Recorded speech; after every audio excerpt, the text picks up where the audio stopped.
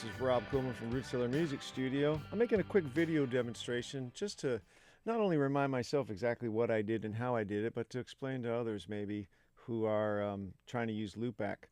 So my unique situation here is here at Rootseller Music Studio, we have 10 HD cameras, and we love to record bands as they make their records. We like to show, different discussions that we had. We like to show what it was like when they tracked their original, their song at the basic tracking point, or maybe they're overdubbing vocals. You get the point, though. You can basically create content of how a record is made, and that's so valuable to not only the studio, but to the artist. Okay, so today what the video is all about, though, is Loopback. The Loopback is how I get everything to the recordings, meaning the videos that you see, including this video right now. So first thing I want to talk about is Loopback is what's connecting everything from my computer to the video recorder, which is behind me. Directly back here, you'll see there's a laptop with a screen going. That is the monitoring situation, and next to it is the hardware. That's where we use 8 cameras at a time. We have over 10 here at the studio, but 8 can be used at one time. Currently, right now, we're using camera number 1, which is right over the audio desk here in the control room. Okay, so on to the experiment and show you what I'm doing here. I'm sure at some point I'll edit in the screen so you can see Loopback live. If you look at the top right now, so hopefully now you're seeing Loopback, you'll see that in audio 1, that's the microphone that I'm recording right now. So we're kind of looking at camera 1 and audio number 1. But notice audio 1 is not going anywhere, meaning I don't have anything drawn from it. Because what I've come to realize is that all you need is this, for me, 25 and 26.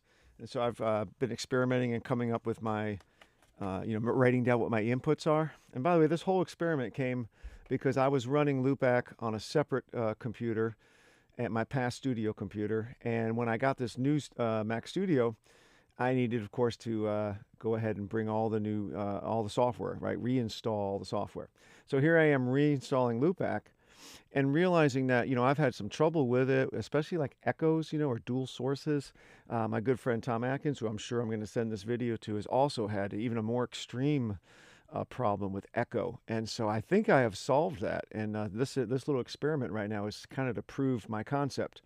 So if you look, you'll see 25 and 26. Those are live, and those are being actually sent to the output channels.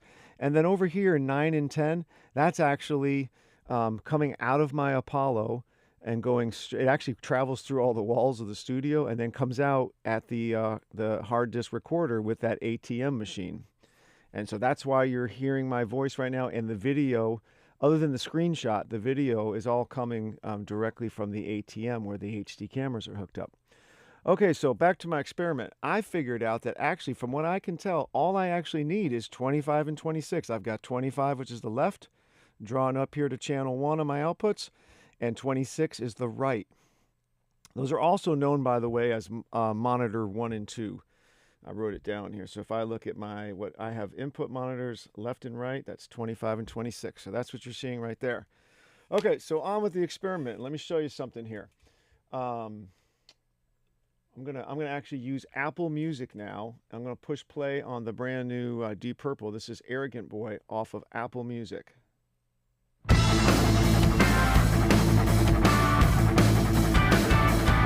I want you to notice that 17 and 18, they light up, right? Because that's the virtual.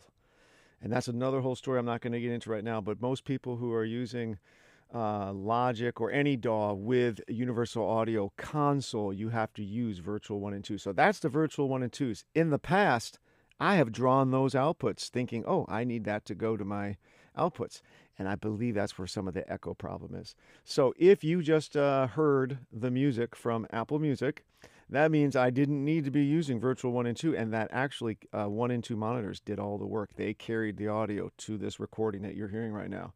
Next experiment, going to YouTube. And now we're going to just hit play.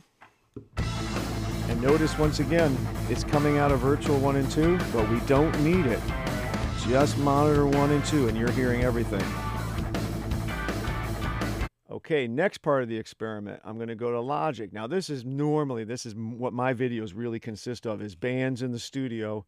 I'm recording them in Logic, and I want all that audio to be sent to my ATEM hard disk recorder so I can make videos of the process of, recording bands. Okay, so now, a great band I'm working with right now, Exchange Boulevard. We had Danny in yesterday cutting vocals.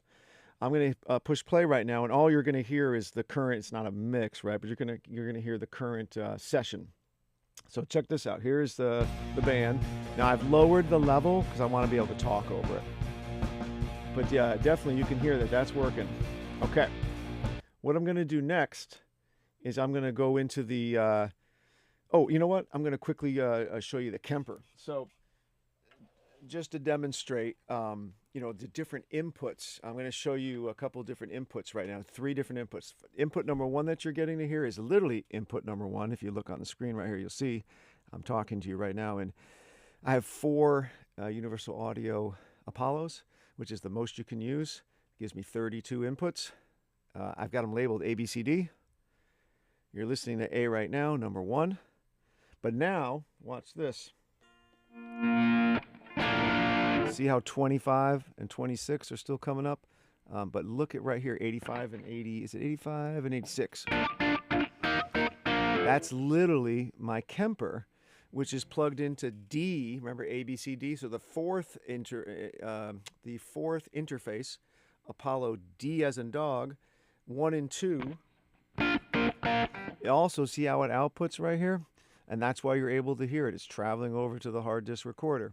So I've demonstrated something out of A, something out of D. I'm now going to go into the vocal booth here at the studio at Rootzilla Music Studio. We call it Acoustic Alley. And it's because that's where, remember I mentioned, like, right now the recording, the output of my Apollo travels through the walls. It makes it to my hard disk recorder.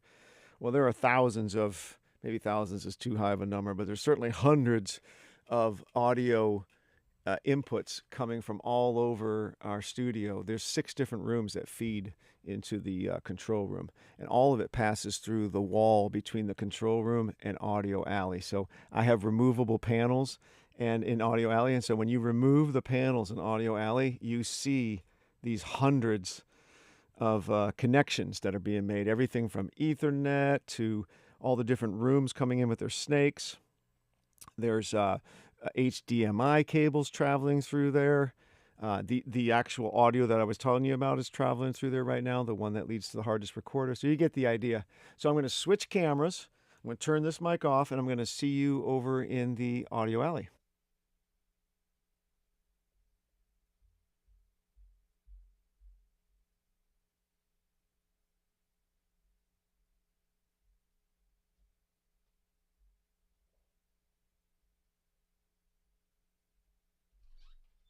Okay, if you can hear me.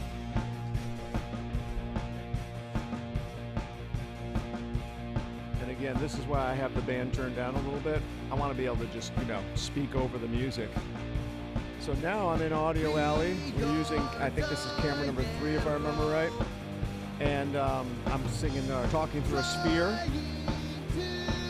And if my experiment is going as good as I believe it is, you're hearing my voice and the music. And so this concludes the Logic portion of my demonstration. We had the live microphone of the TalkBack, we had the Kemper, and now we've got a microphone. Now in my sessions, I have 32 mics, 32 inputs, but they're all going to work the same way, which is as long as they pass through the Apollo, they'll then pass through Loopback, and then they'll be sent, that's the end of that little clip, and then they'll be sent to the hard disk recorder, which is why you're hearing my voice now. So I think that concludes the demonstration, y'all.